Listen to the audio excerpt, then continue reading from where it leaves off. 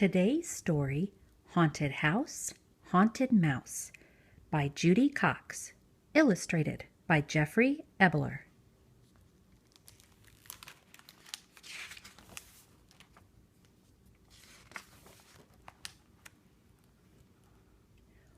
One October night, the doorbell rang. Mouse peeked out of his hidey hole. The night was dark. The dark was spooky.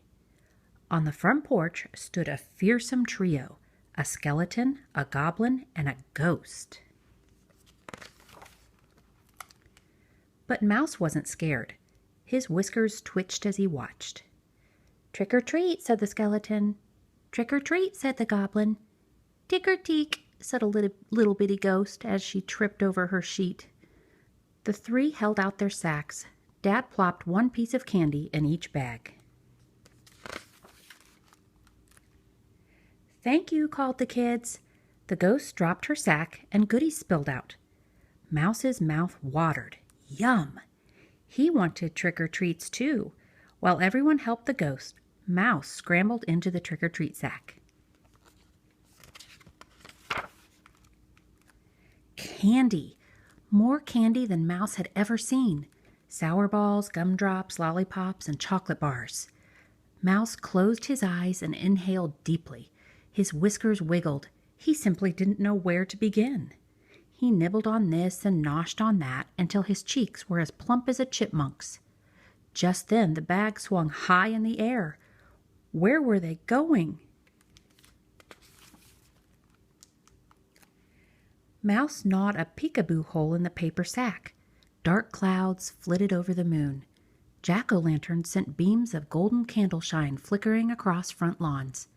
Flocks of trick-or-treaters scurried from door to door. Mouse didn't see the candy leaking out piece by piece through the peekaboo hole.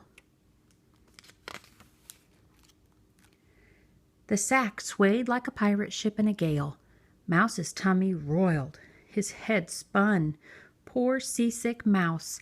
The next time the ghost dropped her sack, Mouse staggered out. Just then it started to rain. First a drizzle, and then a full-out gully washer. The trick-or-treaters dashed for home, holding their coats over their heads.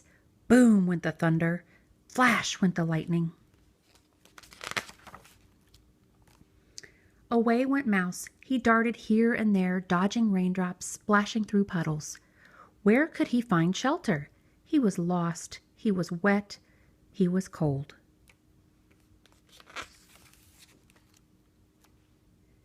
An abandoned house stood by itself down at the end of the street.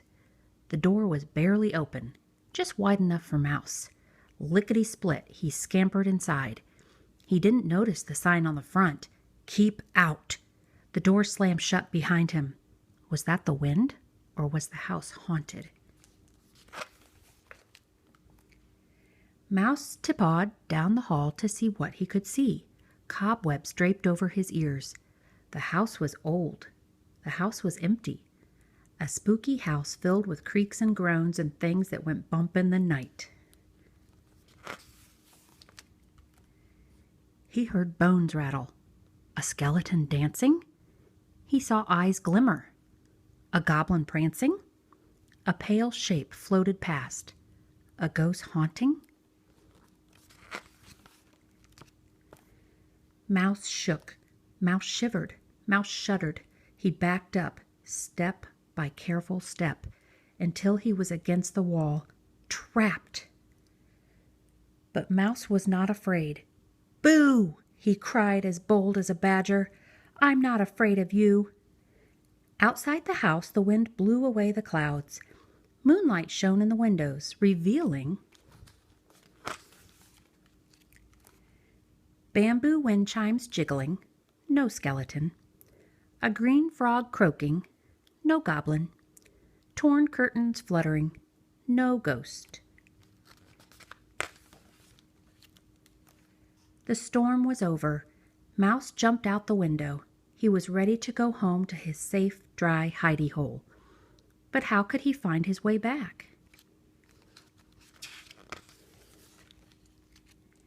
All at once he saw a cherry lollipop. shining in the moonlight. He picked it up. Farther down the sidewalk, he spied a sour ball. And under the street lamp, he spotted a scattered row of candy corn. Piece by piece, he followed the candy trail all the way home. There in his hidey hole, he had a Halloween party of his very own. Good night, spooky night. Happy trick or treat. The end.